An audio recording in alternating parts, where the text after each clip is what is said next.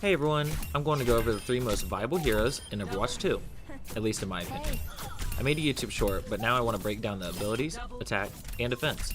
So, first on the list, Kiriko. Kiriko can heal from afar and close with their targeted talisman. Essential. But, what makes her so viable in my opinion, is her attack, the kunai knives. Her kunai knives can attack afar and close, and it takes only about 2 shots to kill any DPS or support. And pretty easy to take down tanks or run away from you. On top of that, Kiriko has some pretty amazing abilities, including her ultimate, which I call the ultimate rush. It boosts movement, attack speed, and cooldowns of all the allies. Kiriko also has 2 abilities, one called Swift Step, which lets you teleport directly to an ally, even through walls. Kinda crazy. Kiriko's second ability is a protective charm. It makes your allies invulnerable and cleanse of negative effects, but I personally use it to distract enemies and separate them. However, that choice is yours to make. Kiriko is super versatile. My personal opinion, they had a perfect balance to the new aspects of Overwatch 2. Plus they're super fun once you get to learn them, which is why I think they're one of the most viable characters in Overwatch 2.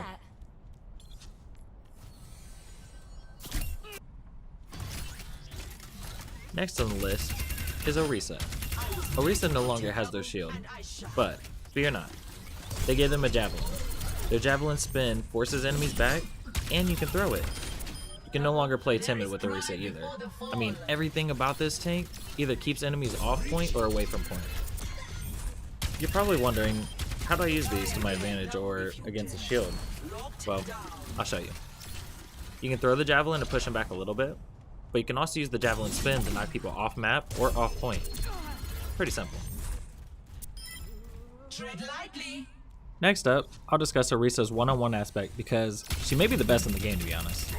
One-on-one, she can take down any enemy faster than the opponent, even the tanks. This gives Orisa a huge upper hand in any aggressive attack or a risky defense. Between her spinning javelin, javelin throw, and fortify, I'll say it again, she is probably the best in the game.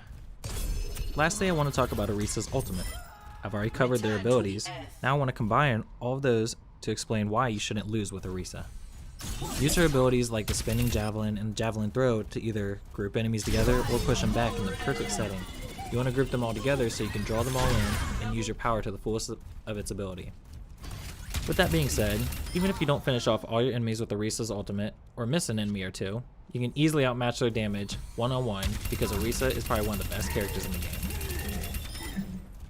Last on the list, Sojourn. Sojourn has 2 abilities. The first one's the Disruptor Shot. It snares enemies and deals damage to anyone inside the orb, and half of the time, these teams don't even notice the orb when they're getting hurt. Second ability, Power Slide. The Power Slide is huge for repositioning.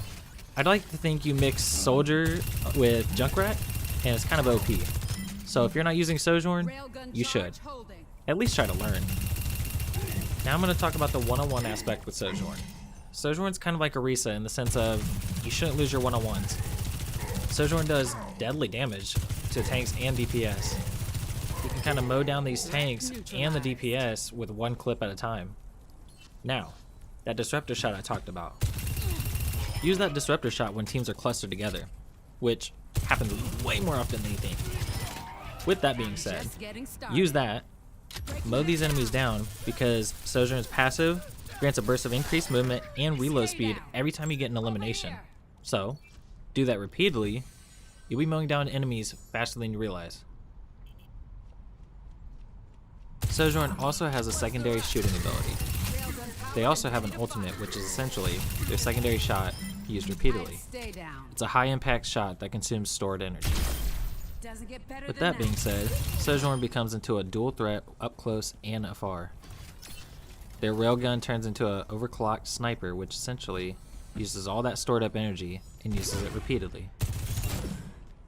Combine all these abilities together, Power Slide, Disruptor Shot, the secondary shot, even their ultimate. That deals a lot of damage to the enemy team, which in my opinion makes Sojourn the most viable character in Overwatch 2. Thank you guys for watching. Obviously like and subscribe. If you think that there are more viable characters than these 3, let me know in the comments.